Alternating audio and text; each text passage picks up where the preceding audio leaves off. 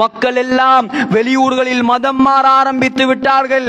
சகோதரர்களே, அல்லாஹ்வின் நல்லடியார்களே, திங்கட்கிழமை மரணித்த நாயகம் ஸல்லல்லாஹு அலைஹி வஸல்லம் அவரை குளிப்பாட்டியவர்கள் ஹஜரத் அலி ரலியல்லாஹு அன்ஹு அவர்கள்.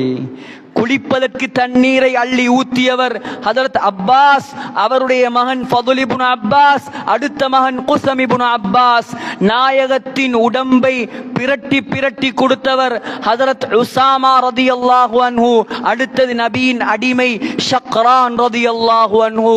இவர்கள் தான் நபியை குளிப்பாட்டினார்கள்.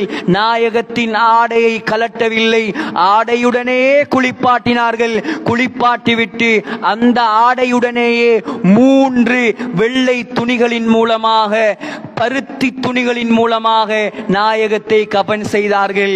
அவர் சர்தாரே ஆலம், உலகத்துக்கே தலைவர். அவருக்கு